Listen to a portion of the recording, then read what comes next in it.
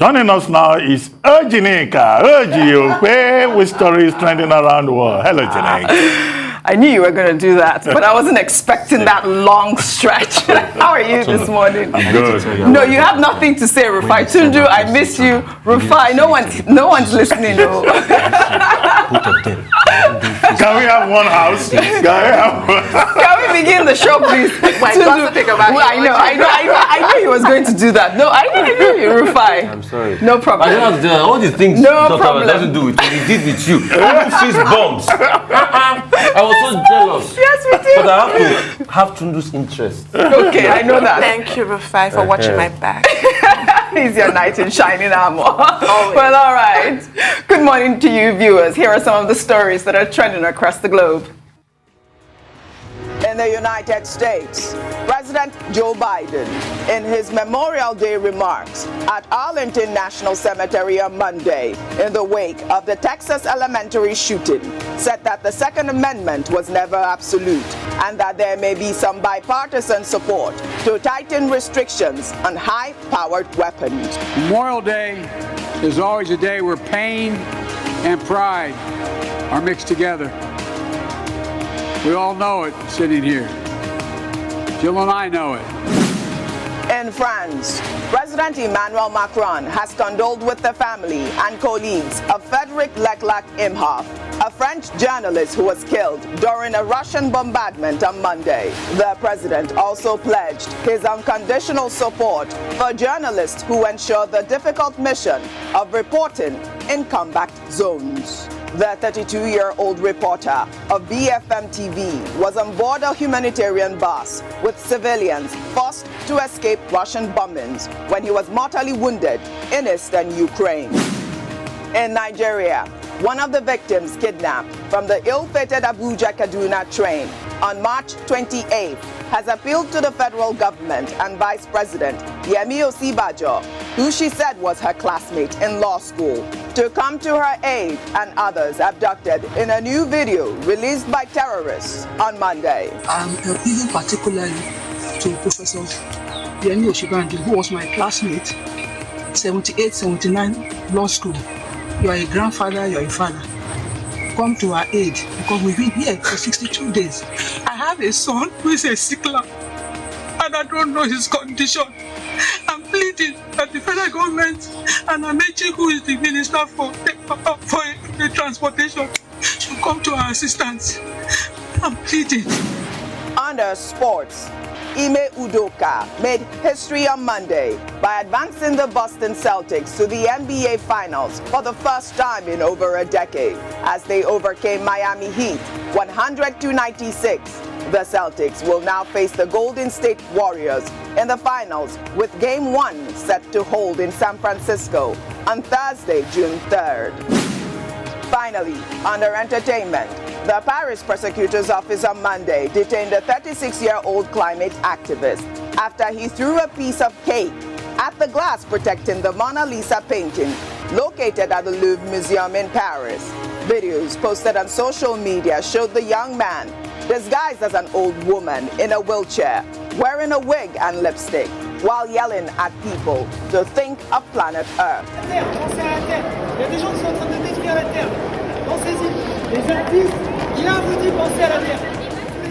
Well, let's begin what's trending. Former governor of Anambra State, Peter Obi, was declared winner of the Labour Party presidential primary held in Delta State on Monday. The former governor, who joined the party on Friday, May 27th, after resigning his membership of the People's Democratic Party, was announced the consensus candidate after other presidential aspirants, including Professor Pat Utomi, stepped down to support Obi during the primaries. The former governor, in his victory speech, said that he is ready to restructure Nigeria. Let's take a listen before we come back for a discussion. The journey of rebuilding a dysfunctional country had just commenced. We have a great war. And when I mean great war, sacrifice to ensure that we all go to all the youths and graduates of this country to bring out the vote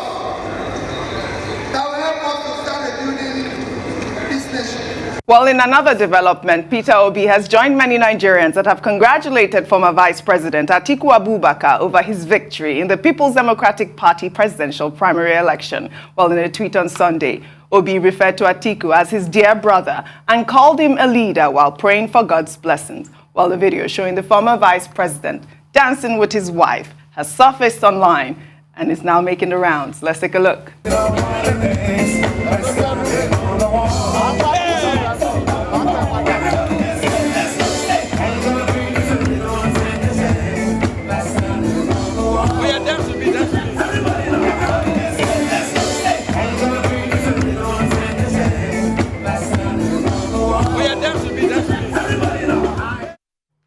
Abiola, congratulations are in order for both men, Atiku Abubakar and Peter Obi, who were both on the ballot in the 2019 general election. But I was so happy when I saw that video. That is his victory dance. You weren't here when Dr. Abati was doing his buga on Friday. But it's so nice to see these people dance.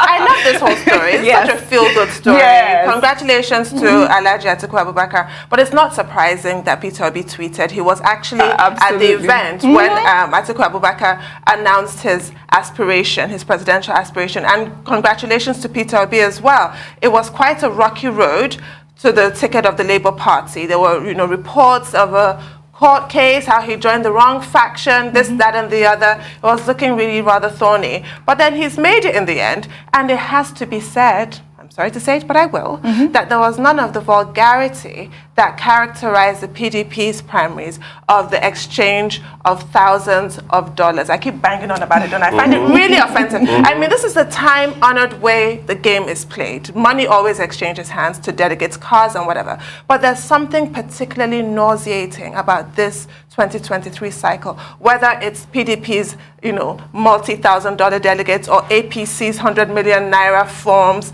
There's an excess to this, especially in a time of grinding poverty in Nigeria that we do not need to see. So I'm really glad that the Labour Party has maintained their stance and their character. And the only way forward, as far as I'm concerned, is really how they're approaching it. I'm talking about the Labour Party. APC, there had to be a coalition to unseat the ruling PDP. You cannot just show up on a wing and a prayer. You have to have a strategy. And it appears that the third force is getting round to this strategy and forming a coalition and actually getting their act in order. Yes. The best man wins. I know. I was quite impressed. And also your friend, Patu, told me, supporting Peter Obi in the manner he did. I thought it was quite impressive. Yes, okay. To the point that Tundu made about coalition politics, we have seen many examples in Africa that worked. We've seen it in Kenya, right?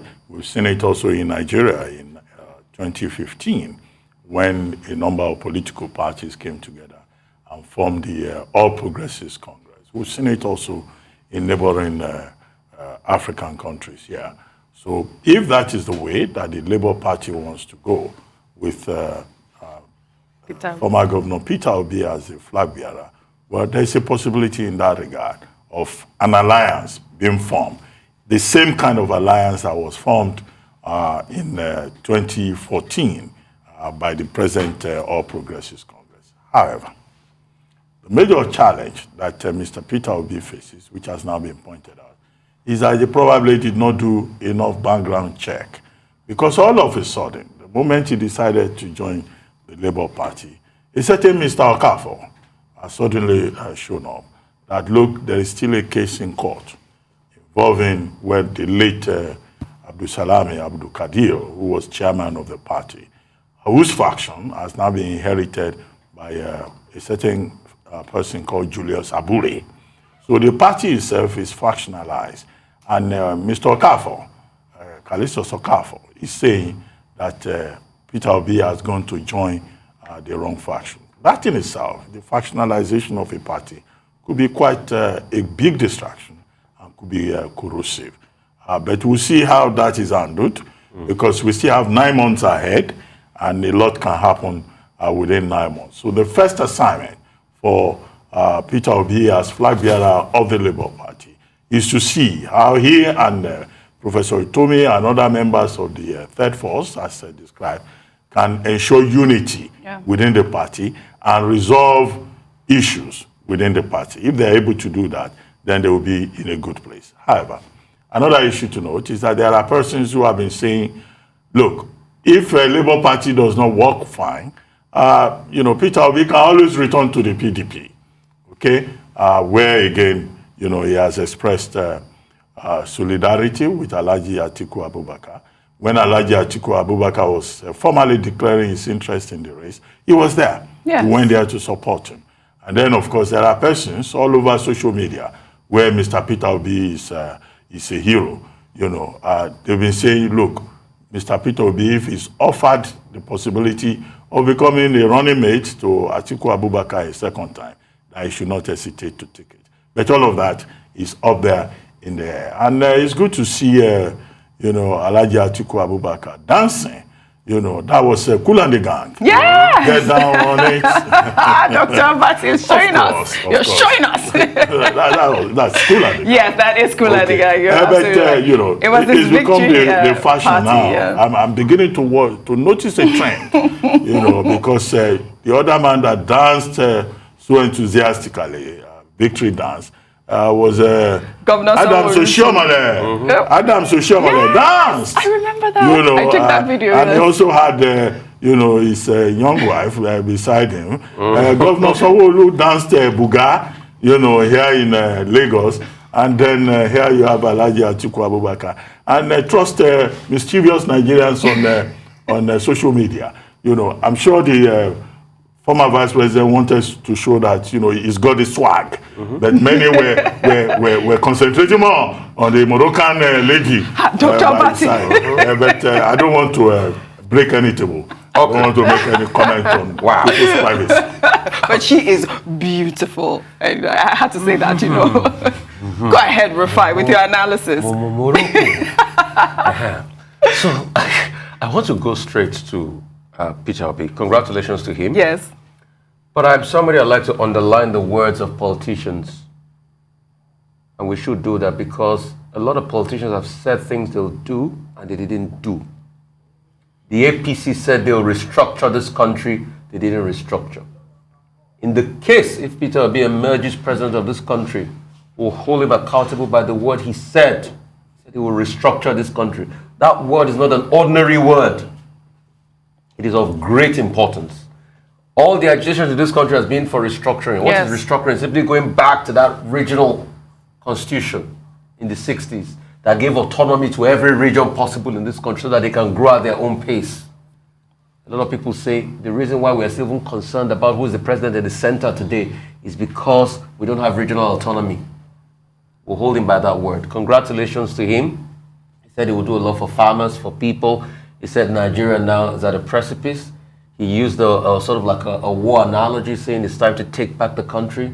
Congratulations to him. But there's a war on ground, Dr. Abati. You hit the nail on the head. He needs to go and sort out that debacle in the Labour Party. Because you see, his best of intentions can be thwarted with this factional debacle. And we saw it happened last elections. At some point in the SDP, we didn't even know the candidate who was candidate between Jerry Garner and Donald Duke. Yeah. And he went down to the wires and he scuttled everything. So he needs to go, and it is shocking that he didn't do his due diligence. At this point in time, as a politician, you expect a lot more from Peter Obi to have looked through every possible litigation. And there are many other political parties, not the one that had litigations to it, and this case go back and forth. Because when it goes down to the wire, then there might be problems. Concerning people talking about, yes, he might still go back to the PDP. In fact, there are still a lot of things on the card, though. The Kwankasiya man was speaking yesterday on television, NNPP. And he said, it can be his running mate. It could be his running mate, but I'm not sure Peter Obi will want that. I'm sure Peter Obi wants to be on an independent ballot as the presidential candidate, at least to be able to test out his popularity. Because really, when you look at the election, it's a test of your popularity. And if he wants to be on the ballot, let him be on the ballot to test out his popularity. It is the Nigerian people that will vote. They have a chance to vote. If he don't get it at the PDP now, he has a fighting chance on the ballot. They could test out his popularity. People that are jubilating will jubilate. You see, I think it was Charles Dickens that wrote, what is it called? Tale of Two Cities. Tale of Two Cities. As Alhaji Atiku Abubakar is dancing, Mr. Wike is wailing. That's how life is. And nothing too is permanent. Mr. Wike can be celebrating tomorrow and another camp be wailing. So congratulations to the victors. But also, like Dr. Bati, I saw the Moroccan pie. We have to get the briefing on that. No, you don't, Rufai. Why do you have to? No. As a presidential candidate, we have to know everything. I mean, it has to be formal including what's going on in the bedroom. What is happening? Rufai. All right, shall we? To let us know. Shall we take another? When did this one come? How come we didn't know? Because we have to know who is, even if it's not constitutional, who is going to be first lady, or is going to sit as one of the ladies, or wife of the president, or wives of the president. I mean, we would like the campaign to react. Take your next story. You don't have more than 5 minutes. Let's take another story. With reactions trailing the All Progressives Congress presidential screening exercise held in Abuja on Monday, among the presidential hopefuls screened was former governor of Lagos State, Bola Ahmed Tinubu, who was trending on social media after a letter by an APC member advising the committee to disqualify the former governor over questionable educational qualifications surfaced online. In the letter dated May 17, 2022, the APC member, who identified himself as one Sajer Mai Iyali from Kano State, alleged that Tinubu presented a false claim on oath of his attendance at the University of Chicago from 1972 to 1976, which he says were falsified. The APC member added in the letter that Tinubu has to show proof he attended the university or must stand disqualified. Let's take some reactions. This is from Deji, who wrote, "This is a frivolous petition. Actual facts are needed to discredit his screening. What is alleged is simply speculative. If his Chicago certificate is in contention, that is no criteria, as the minimum certificate needed is school cert. He attended primary education." Well, Sadiya wrote, "A Tinubu administration will make Buhari look like a professor of good governance. We cannot move from WAEC certificate to Chicago certificate. Comparing Buhari administration and previous presidents elected in Nigeria, it is very obvious that education matters." While pumping, another user pulled a picture of Tinubu with the caption, "Hey dear Doubting Thomas, just want to let you all know that Tinubu is one of the outstanding alumni members of Chicago State University. Asiwaju Bola Ahmed Tinubu is not your fave's mate in our ramifications." I mean, some of these stories that make headlines are quite alarming because, as you know, this story made headlines, but it's already been discredited. Since 2001, I even believe, Tundu Abiu, even before that. So it's just appalling. I thought that I should raise this topic and, take all the tweets from Nigerians and just to share the information that it is absurd. I think the important thing to note is what we've said earlier, that the bar for being president of Nigeria is so low, it's actually subterranean. You can literally become president of Nigeria if you can barely string a sentence together in coherent English. It's just really low. But the problem is that every aspirant should just be honest when they're filling the forms so that you don't end up putting yourself and your party in problems, like what happened to David Lyon. You'll recall he was elected governor of Bayelsa. Hours to his inauguration, he was disqualified, and Doye Diri ended up being sworn in because of not even his own qualifications. It was his deputy, Eremenyo. I'm sorry if I didn't pronounce that. Eremenyo. Exactly. Thank you. Thank you very much. Yeah, because of discrepancies alleged to have, been filed. So it's really important. Whatever you say that you have is properly vetted. That is what I believe a screening committee should do. Yes. The APC is investing so much money in these elections. We don't want superficial screening. You have to check. That's really the bottom line. Yeah, I thought they did well yesterday, though, Dr. Abati. Well, I mean, given the experience that Asiwaju Bola Ahmed Tinubu had in 1998, I'm sure that this time around he will have paid better attention to the filling of his forms. And if he emerges as the candidate of the party, he will even pay closer attention to the details that he will provide to INEC to prevent what happened in the past. I do not think that a man can be, tried twice for any kind of situation. That will amount to double jeopardy. That matter was settled in Lagos State at that time. Yeah. What he's running for now is the presidency. You cannot import what does not apply. So, and that's why I agree with the person who said this is a frivolous petition. But what we said earlier is that under Section 131, and which applies to presidency. Section 77, which applies to House of Assembly and National Assembly qualification. Section 177, which applies to governors in the Constitution, and the interpretation offered in Section 318 with regard to the meaning of school cert qualification or its equivalent. Look, it's not a problem. You know, this time around. All that Asiwaju Bola Ahmed needs to do is to just prove that he is able to speak English. That's all. Or that he attended a secondary school. Yeah. That's all. Or that he attended a seminar somewhere. That is okay, all. and he will be qualified. Wow, our qualification really quickly. And that's why I support Tundu. We need detailed screening. Yes. The screening committee should look at this, screen him, look at it. If he's cleared, he's cleared. If he attended the institution, he attended it. But the screening committee should make a statement on this. But I'm not going to discountenance people talking about educational qualification. Yes, I think it's Let's important. not forget. I always say this. A certain Salisu Buhari in this country. That's the Toronto case. The Toronto University of Toronto. almost in the became, Fourth Republic. in fact, even became speaker. Yeah, he was a speaker in the Fourth Republic. In the Fourth Republic. First one. With fraudulent certificates. Salisu Buhari, that led to a very popular song in Nigeria then, Toronto, ayayay. He lied that he went to Toronto. So, Nigerians that are saying, always looking when it comes to certificates, they might not be wrong when you remember the case of a Salisu Buhari. Well, all right. But the details should be done. If the committee has screened him and has checked this matter and this matter has been resolved, it's been resolved. It's not the Simple. first time. If you make It's been a false claim, then it becomes That's an all, issue. yeah. But if you don't claim what you don't have, And you don't even it's not have a to claim problem. anything. That's just it. Well, thank you all for your great analysis. Welcome back, Tundu Abiola. Thank It's nice you, to have darling. you. Well, all right. That's all I have for you on What's Trending today. I'll see you tomorrow.